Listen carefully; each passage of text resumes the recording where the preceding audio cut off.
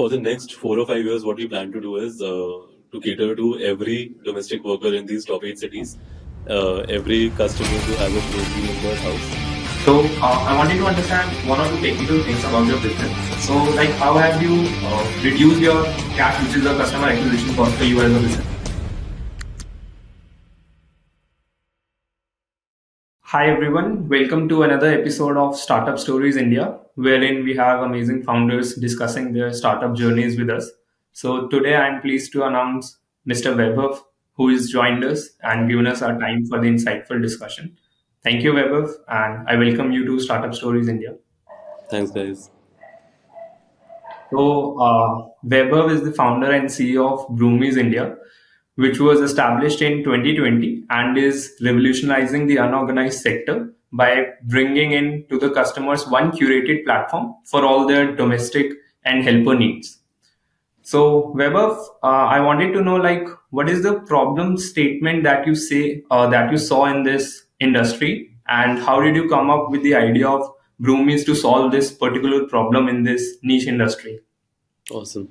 So, firstly, hi everyone. I'm really grateful for this opportunity. And coming to Tanmay's question, so what we're solving is a two-sided problem. So there are, because we're a marketplace, we're catering to the problems of a customer as well as a worker. So by worker, I mean domestic workers like the didis and bhaiyas who come to your house to do your work. So that includes, cooking, cleaning, and then in some cases baby care as well. And from the customer side, it is people like you and me who are taking these services from these people. But this market has been unorganized for really long, and I mean it's not a new concept. For thousands of years, people have been hiring outside help for these chores, right? So what we're solving essentially is, from a customer point of view, the lack of professionalism and skills that come with a worker. So when we supply what we called upskilled and certified worker, these are the problems that we're solving. The worker who will come to you through Broomies would be professional enough to know how the work is done, how to behave in your house, how to take care of whatever you need, and also the payment and like the entire payroll and attendance module is technologically managed through the app. You are the owner, and you are going to decide when you are paying and how much you are paying. The workers will not ask you for any advance or bonuses or sudden salary hikes. So these are the kind of problems that we solve. Uh, a little on the workers' side too. So domestic workers in general are not able to find a job as and when they need it, and then there is absolutely no job security because there is no such thing as a notice period that a customer would give. Um, Sometimes the customer don't pay after taking services. Sometimes, they accuse the domestic worker of things that they've not done, like small thefts or petty things that go on in a household. So for workers, we've curated a platform wherein they can find a job within 2 to 3 kilometers radius of their home. They can take up as many jobs as they want, and on an average, a domestic worker in India earns somewhere around 8 to 9,000 rupees a month. What we promise is, if you use the platform nicely, you'll be able to earn up to 40,000 rupees a month. So that is like a 4 to 5 times hike on what you're already earning. So, I believe that's a very interesting proposition, and I believe it is a genuine problem, and the sector has been unorganized for such a long time that such a solution was the need of the hour in the industry at this point of time. Correct. So, when you started in 2020, I believe it was the pandemic era. So, it was a very intriguing time for anyone who is looking from the outside that why are you starting off at such a time like this when everyone is afraid of and the society itself is shut down.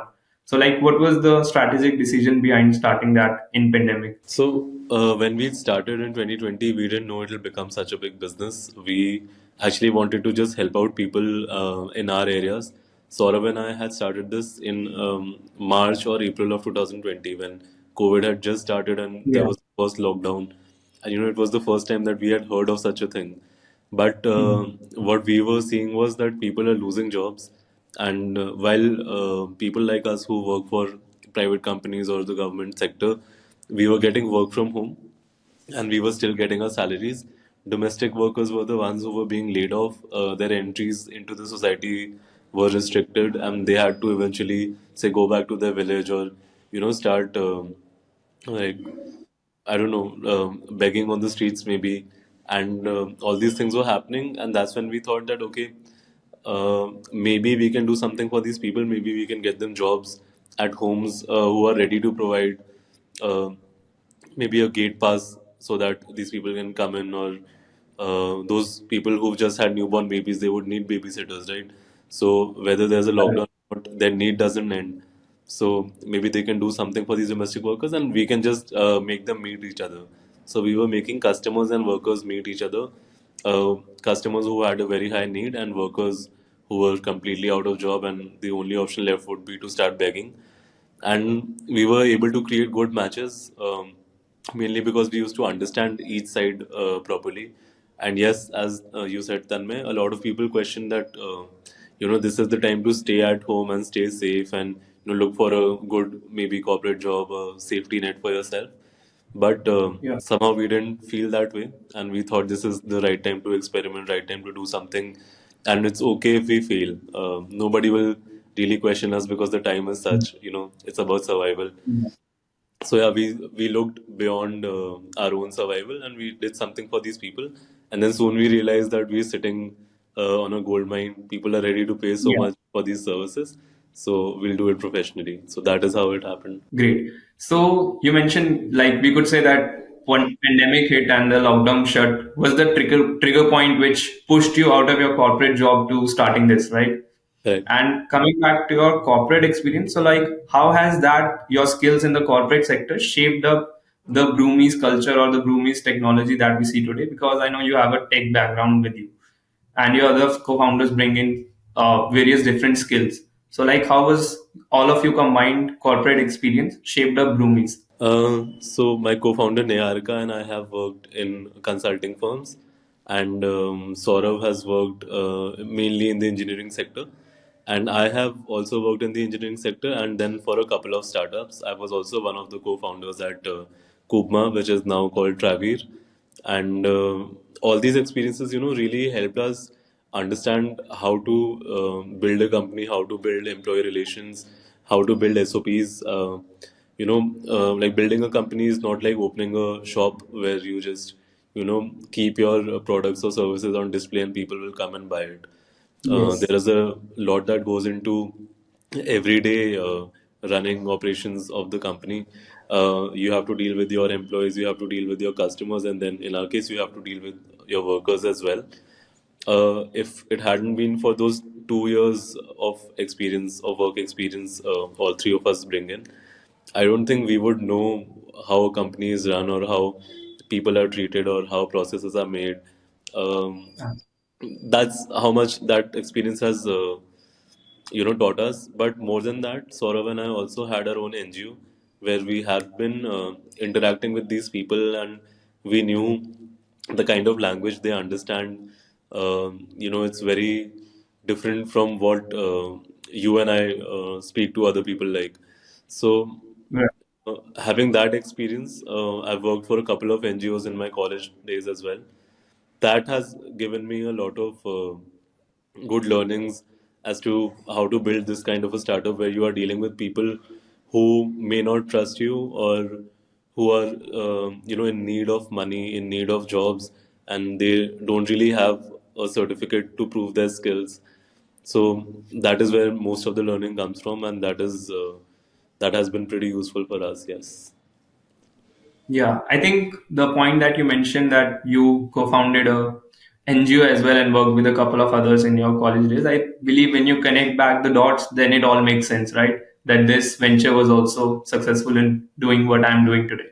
Correct. So, like, how has the expansion or scale up process been for Broomies? Like, since you have raised a lot of capital and then you must have realized that this is a gold mine that we're sitting on, which you mentioned. So, how was the plan for taking up a notch higher above everyone else? And how has that journey been of expansion phase?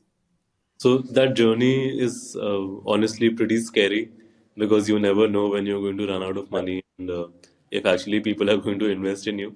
Luckily for us, we didn't start with that kind of a hope. As I said, we didn't even know we were building a business. We were just doing something to help people.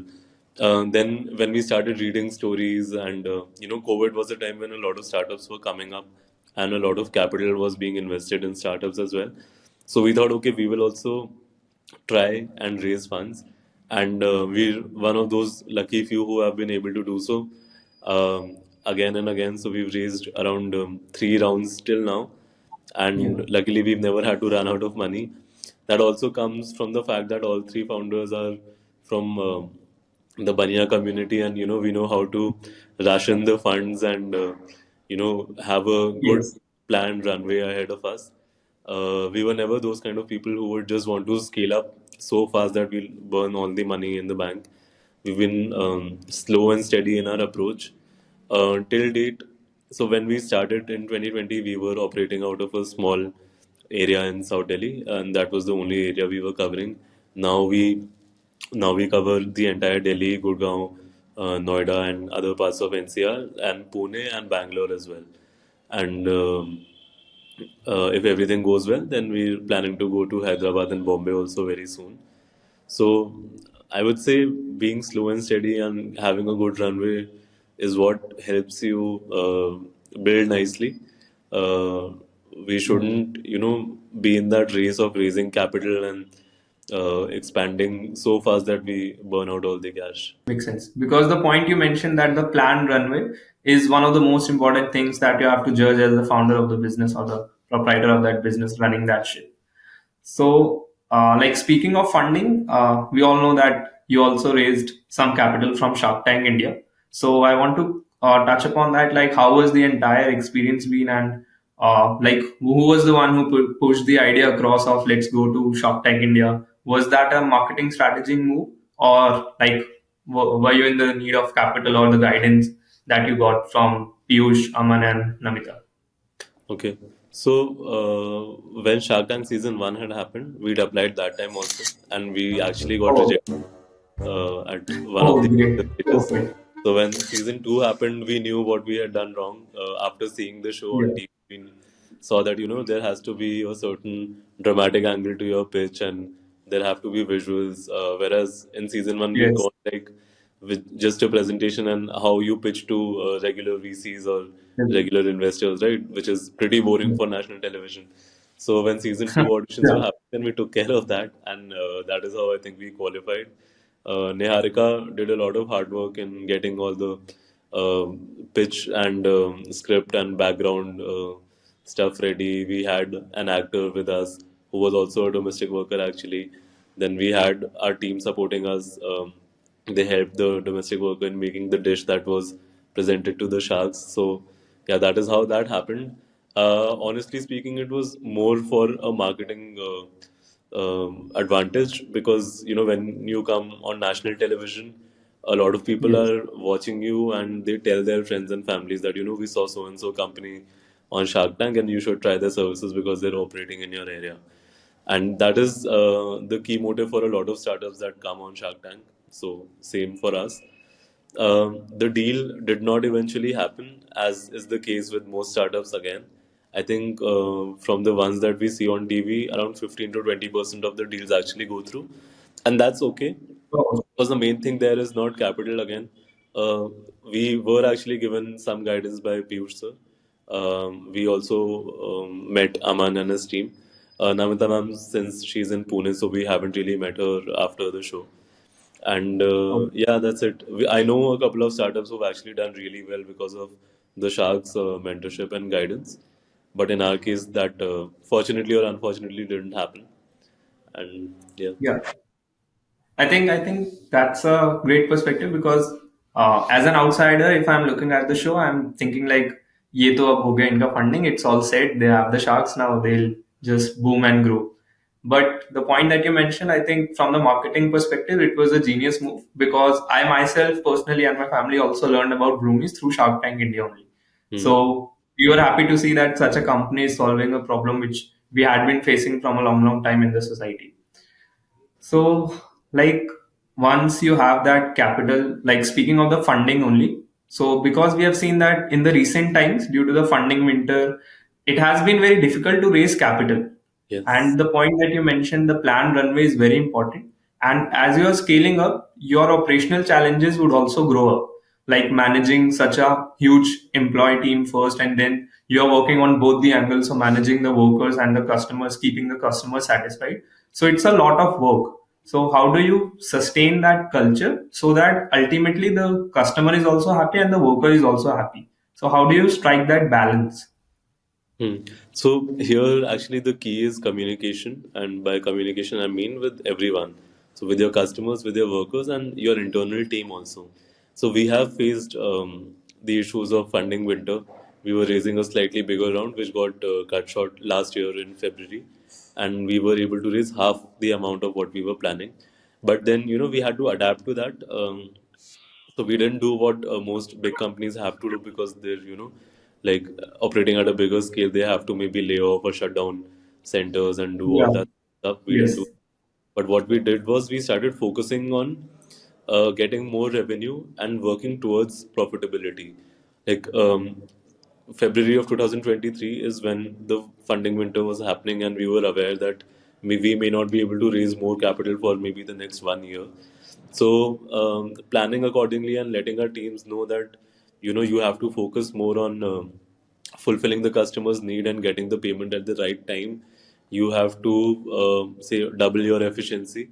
We're not laying off, but you'll have to work even better because we can't hire more also. And Yeah. we don't plan to not grow or not expand. So like we have to open a center in Pune, we have to open a center in Bangalore, and you guys will have to manage those customers also or those workers also. So dealing with your team as maybe the head of the family deals with everyone, and they let them know that there's going to be some financial constraints, so you guys need to cut down. We're going to cut down on your pocket money, or you'll have to work harder, contribute more. So those conversations really help. And of course, as founders, as I said, when you've planned your runway, that I have say X amount of cash in my bank and that can last me 12 months, you have to make sure every month that you don't go around splurging, say more on marketing or more on Yeah. operations or more on tech. You have to follow your budgets. So that is what we did, and I think that is why we have survived that winter. Also, that's a great learning because most businesses these days, even us, we think like when capital is immense in the market, we think that we can keep spending and we can keep raising again. But that is not the right way to build a business in any way, in any market. So, I mean, Agreed. thanks to the funding winter, we got to know the real operational challenges and which part is scalable, which part is not scalable, and which teams need to improve, what we need to improve in our tech so that we don't have to keep increasing the team size. These learnings come from tough times. So yeah. Yeah. No, I believe completely. I agree with that view. So you have to stick to the budgets and maintain that discipline whenever you're running that ship. So I have a couple of interesting follow-up questions. I heard you talk a lot about technology in your business. So like because ultimately what I'm thinking is as a consumer, my satisfaction is of top priority for this business to grow and to acquire more customers for you. So, like, apart from the technology, that human connection that I feel, or that human warmth that I feel with the workers, is of utmost importance to me as a consumer. Whereas on the worker side, the tech role might be huge in maintaining their attendance sheets and all, which you mentioned. So, like, as we see that a lot of new AI is also coming up. So, how are you planning to integrate technology into this business, which is like a very human centric approach for the ultimate consumers? So, like, how are you managing those two? Right. So we've, as I said, tough times teach you smart things, right? So we learned a lot about technology in the last 1 year or so. Earlier, what we used to do, I'll start with that so that you have some perspective as to how tech is helping us now. For onboarding workers, we would have a big field team, and that field team would go into the slums and smaller towns in and around Delhi, and they would distribute pamphlets and talk to people and then tell them about Broomies, and then they would try to onboard them, write their names and numbers, and then get it back, and then the data team would feed that data and then reach out to those people and then pitch to them, and all of that would happen. When a customer would make a booking with us, we would try and we would try and arrange as many interviews as we could with workers available in the offices, and then we would make them choose from those workers, and then physically workers coming to the office to get assessed, to submit their Aadhaar cards, PAN cards.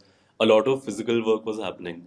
Now, because of the pandemic and because of the funding winter, what we were quickly able to do for adapting was we built an app for everything. So we firstly built an agent app, which we distributed into the market, and people not on our payroll can register other people in their slums or in their colonies, and they can earn an incentive each time someone else gets a job because of them.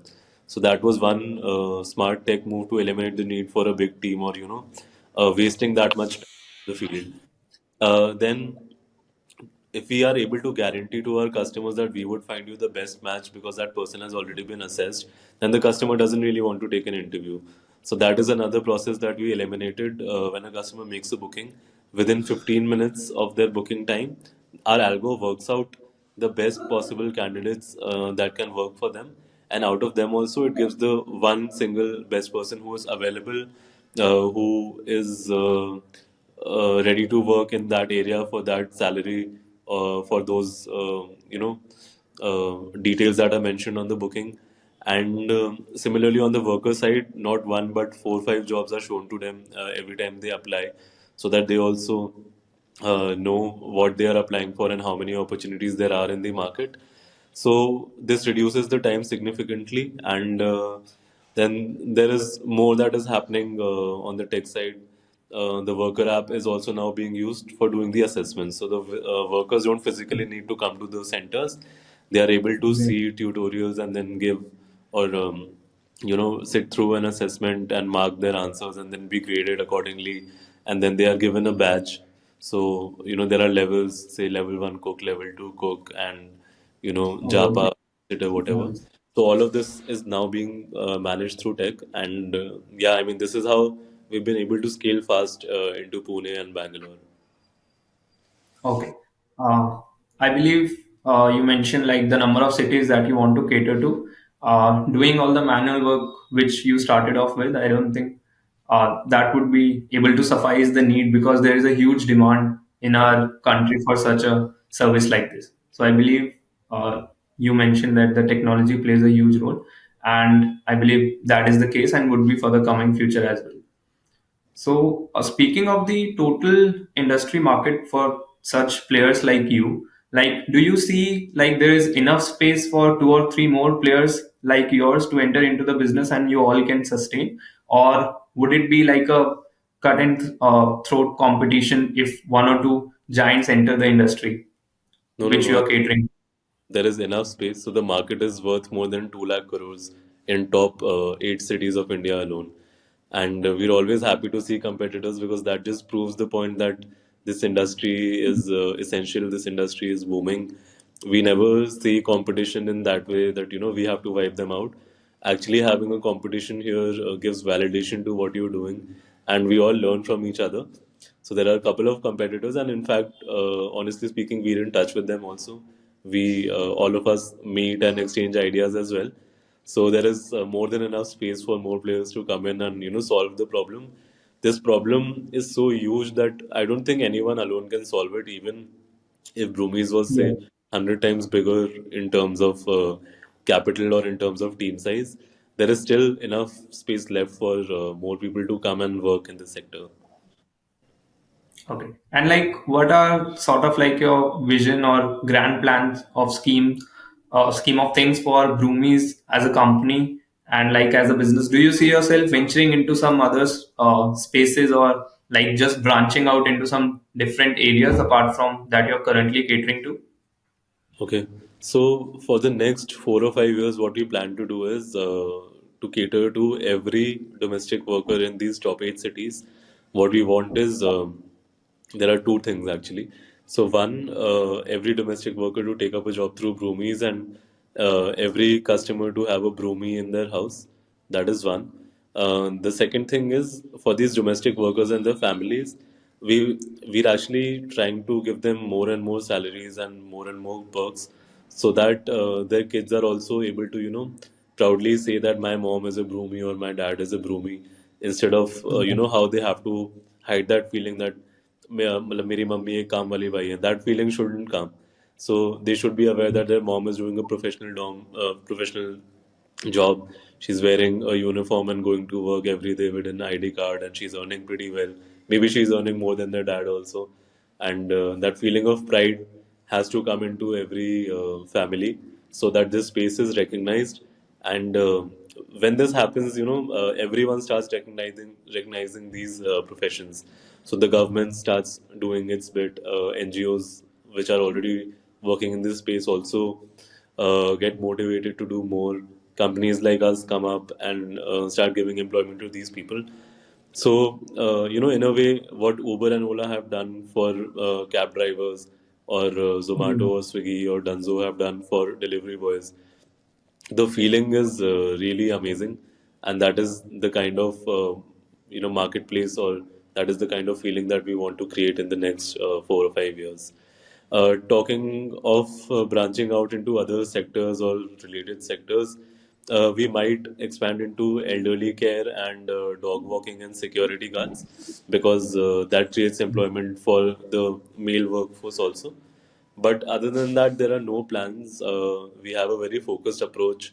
And as I said, by the end of 4 or 5 years, we want to be there in every urban household of top 8 cities of India. So that is a very huge goal. And any Agreed. other visions in mind would be actually a distraction. So that's that. Yeah, very nicely put. And the analogy that you used, which Ola and Uber did, or Zomato and Dunzo did for the unorganized sector, I think it's a great fit and a great understanding of depth that we can see for the society as general. Because in such an unorganized sector, that feeling of pride which you mentioned, I believe that's a big deal, and that would land you the more workforce which is always needed in such a scenario. So I wanted to understand one or two technical things about your business. So, like, how have you reduced your CAC, which is the customer acquisition cost for you as a business? Because I'm assuming when you started out, the CAC would be much higher.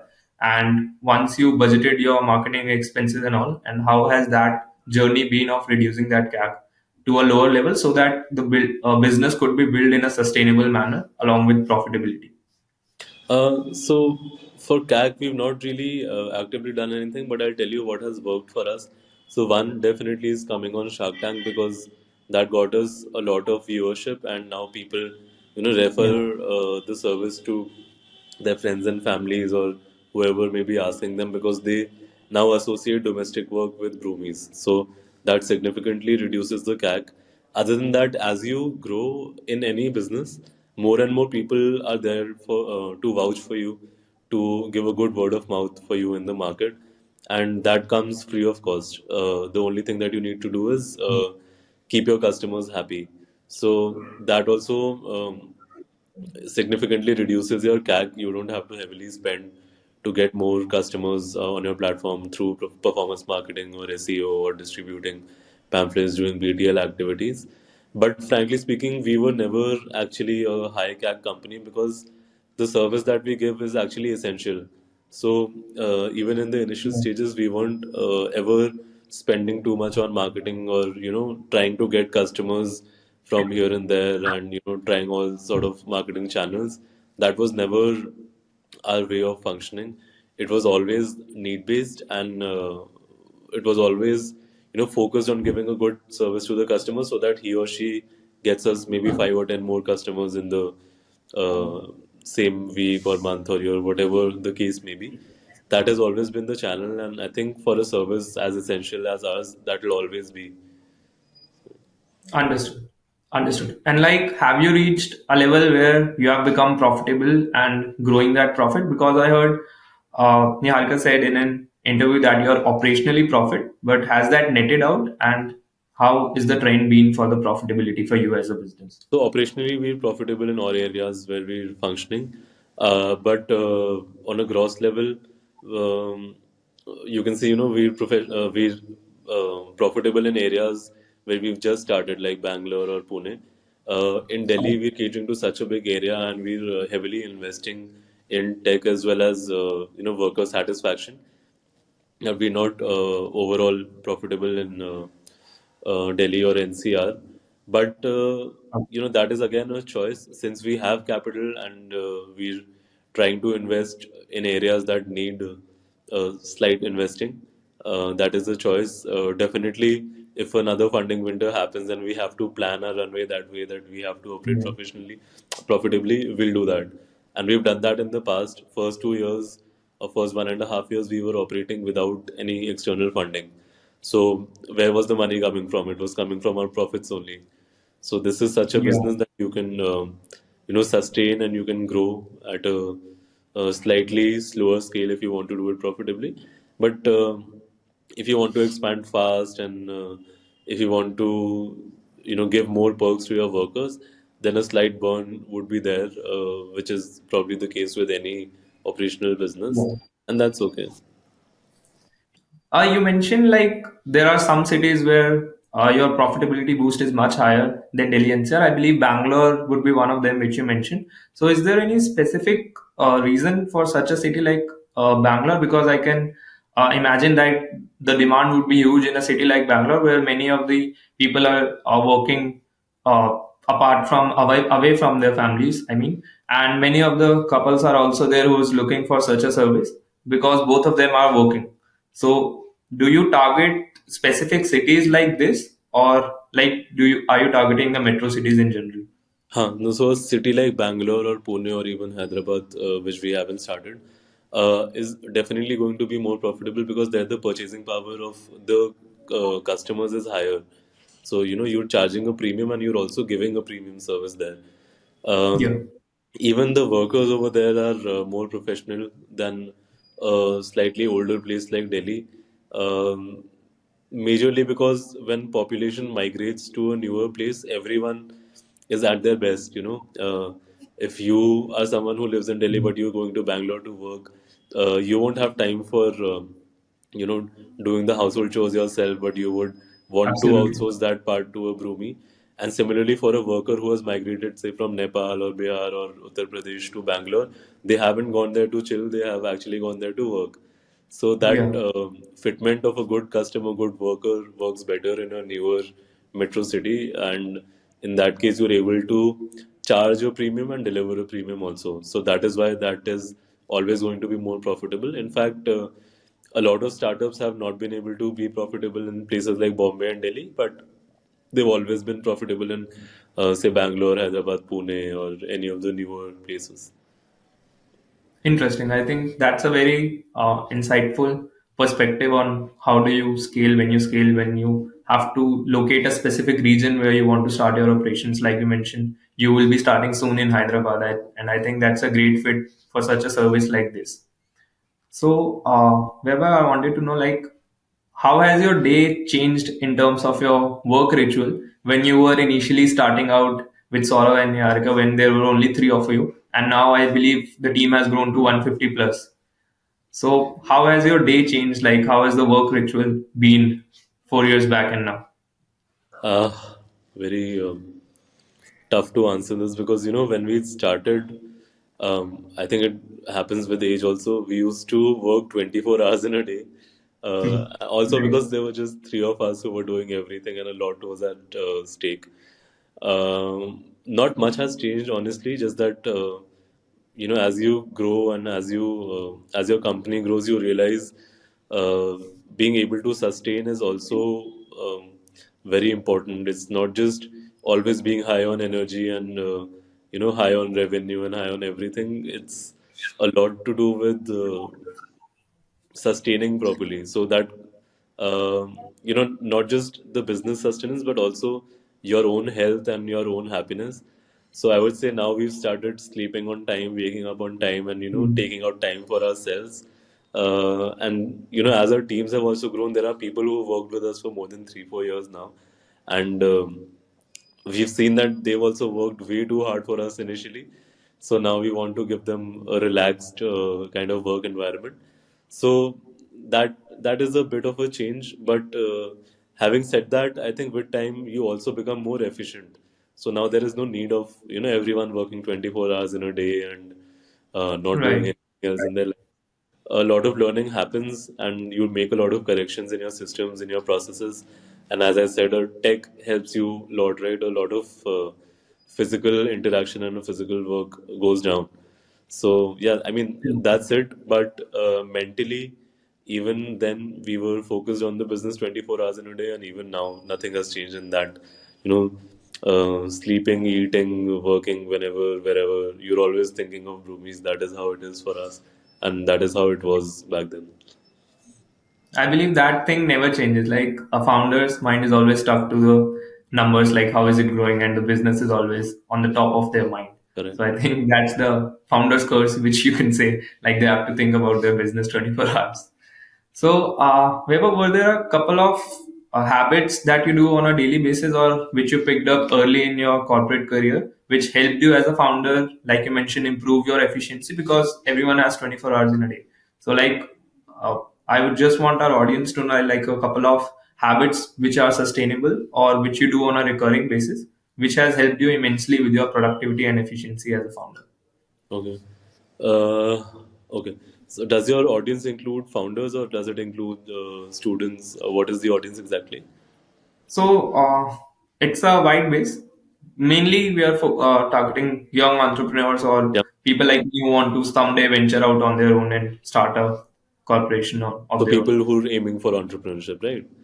Yeah, So absolutely. one thing that I learned early was if you are the best at everything that your company is doing, every function, say finance, marketing, sales, operations, tech, everything, then you're definitely making a mistake.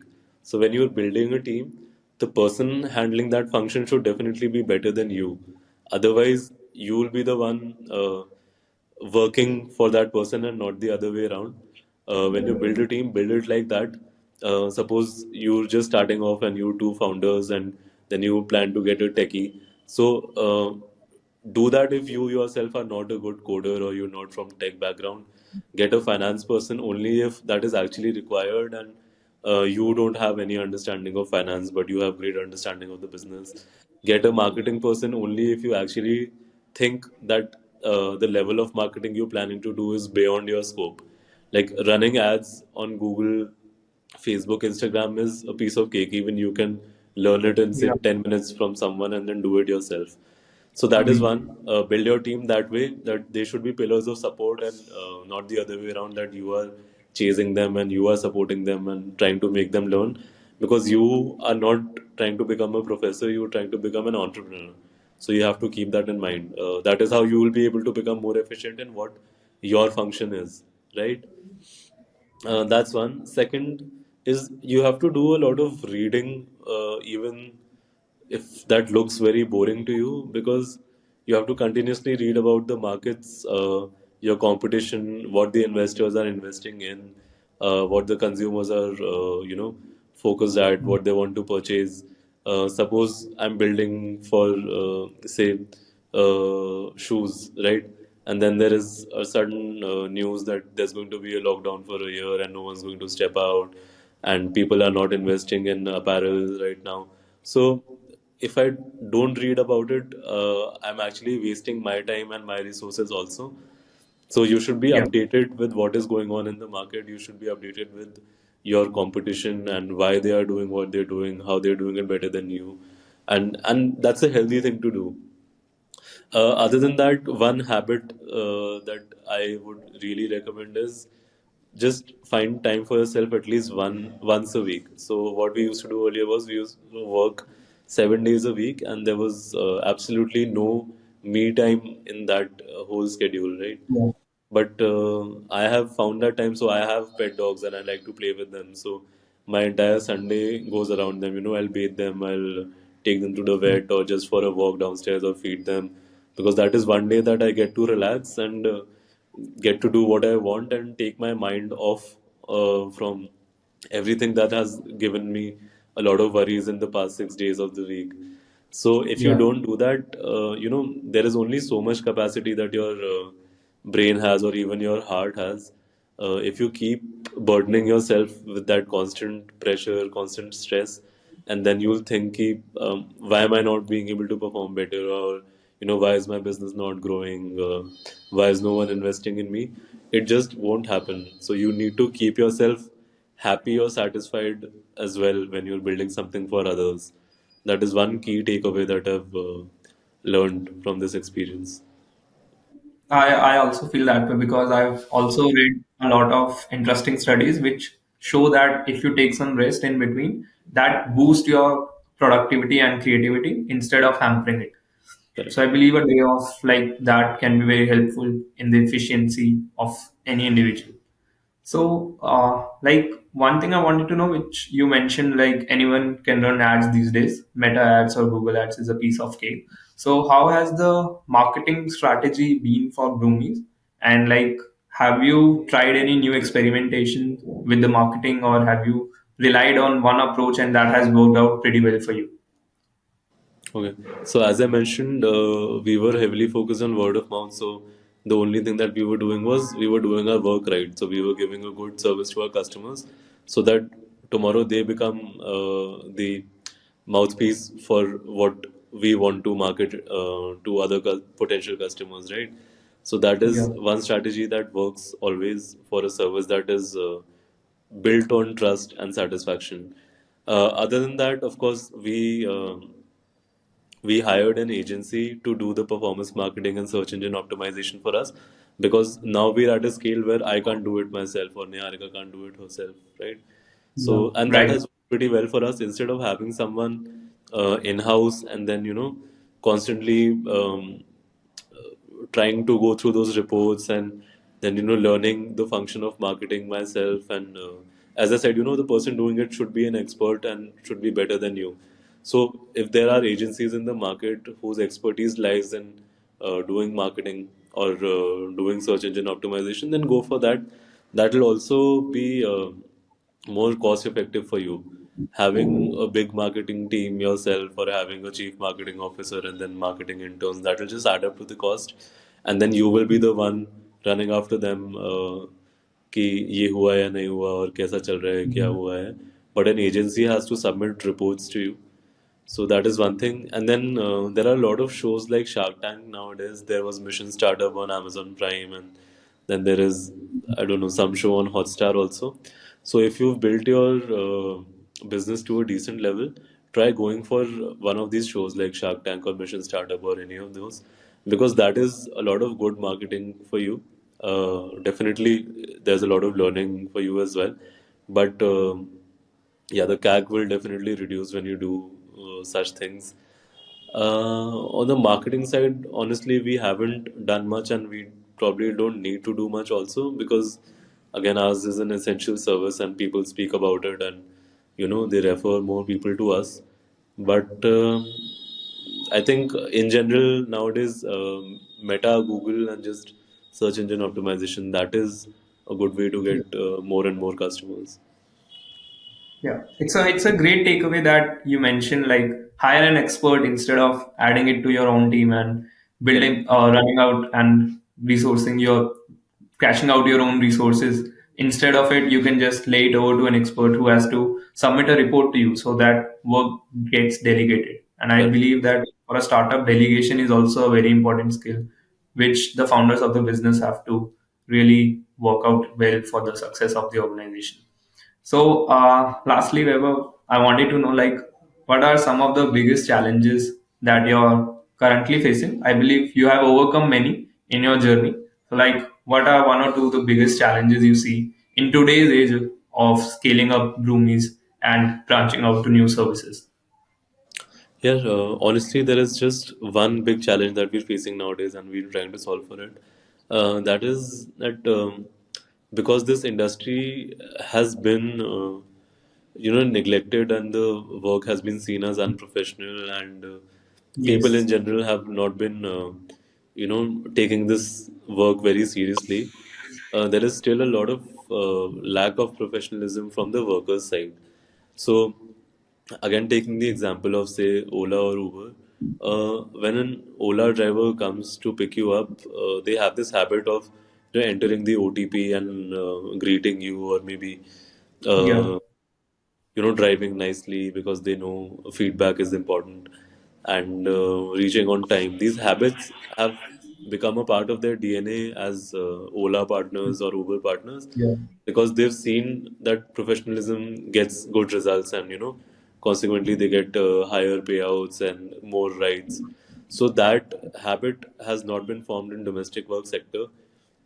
So we are working on that. What we want is our workers to recognize that if they do the work nicely, if they use their smartphone to punch in from the customer's location and then punch out when they leave and complete their work properly and ask for feedback and give feedback to the customer also, and keep their phones charged and pick up the calls of our company representatives, our customers, that will really go a long way in helping them grow too.